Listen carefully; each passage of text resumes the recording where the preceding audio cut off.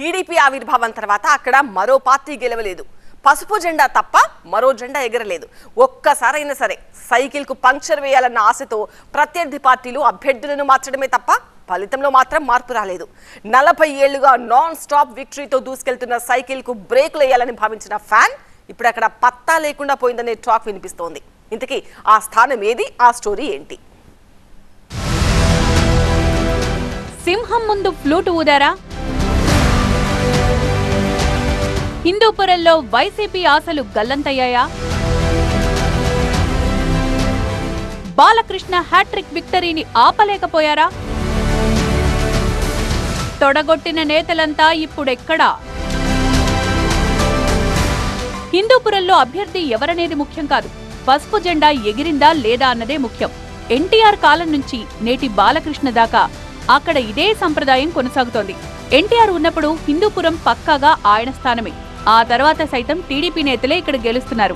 ఎన్టీఆర్ వారసుడిగా సినిమాల్లో దుమ్ము రేపుతున్న బాలయ్య పొలిటికల్ గాను ఇప్పుడు హిందూపురంలో అదే హవా కొనసాగిస్తున్నారు.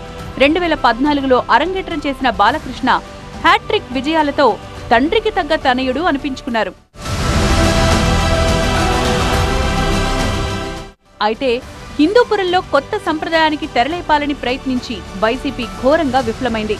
బాలకృష్ణ దూకుడుకు కళ్లం వేయాలని ప్రయోగాలు చేసిన ఆ పార్టీకి ప్రయోజనం దక్కలేదు.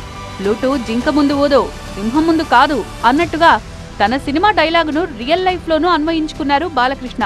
హిందూపురంలో హ్యాట్రిక్ కొట్టి ప్రత్యర్థికి భారీ షాక్ ఇచ్చారు.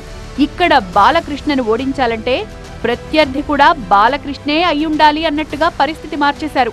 ఇక్కడ 3 దఫాలుగా బాలకృష్ణపై అభ్యర్థులు మారడమే తప్ప ప్రత్యర్థులకొచ్చే ఫలితం మారలేదు. అయితే బాలకృష్ణ జోరుకు బ్రేకులు వేస్తామంటూ గత ఎన్నికల్లో బీరాలు పలికిన హిందూపురం వైసీపీ నాయకులు ఇప్పుడు ఎక్కడా అని ప్రశ్నిస్తున్నారు తెలుగు తమ్ముళ్లు.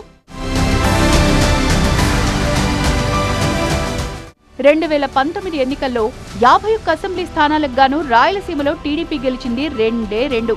1 కుప్పల్లో చంద్రబాబు, 2 హిందూపురంలో బాలకృష్ణ. అయితే ఈసారి బావా బామ్మర్దుల్ని కూడా ఓడించి తీరుతామంటూ పెద్దిరెడ్డి రామచంద్రారెడ్డి ఆపరేషన్ కుప్పం హిందూపురం స్టార్ట్ చేశారు. ఎన్నికలకు 6 నెలల ముందు రాజకీయాల్లోకొచ్చిన దీపికకు ఏకంగా హిందూపురం ఇన్ఛార్జి పదవిచ్చిన వైసీపీ అప్పటి వరకు ఉన్న ఇగ్బాల్ను తప్పించింది.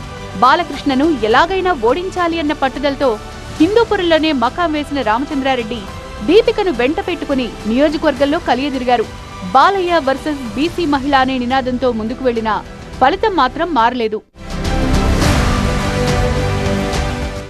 2014లో పోటీ చేసిన నవీన్ నిశ్చల్ని కాదని 2019లో పోటీ చేసిన ఇక్బాల్ను పక్కన పెట్టి బెంగళూరులో తన రియల్ ఎస్టేట్ భాగస్వామి అయిన వేణురెడ్డి సతీమణి దీపికను పెద్దిరెడ్డి రామచంద్రారెడ్డి హిందూపురం రాజకీయాల్లోకి తీసుకొచ్చారట. అందుకే లోకల్ లీడర్లు ఆమెకు అంతగా సహకరించలేదని టాక్ ఉంది. అయితే ఓటమి తర్వాత దీపిక అడపాదడపా హిందూపురంలో కార్యక్రమాలు చేస్తున్నా అవన్నీ తాత్కాలికమే అంటున్నారు వైసీపీ కేడర్. 2029 ఎన్నికల నాటికి వైసీపీ తరపున మళ్లీ అభ్యర్థి మారొచ్చనే ప్రచారం జరుగుతోంది. పార్టీని ముందుకు తీసుకెళ్లే పరిస్థితుల్లోనూ దీపిక కనిపించడం లేదు.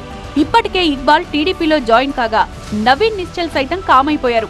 మరో మహిళా నాయకురాలు మధుమతి కూడా ఎన్నికల ఫలితాల తర్వాత కెనడా వెళ్లిపోయారట.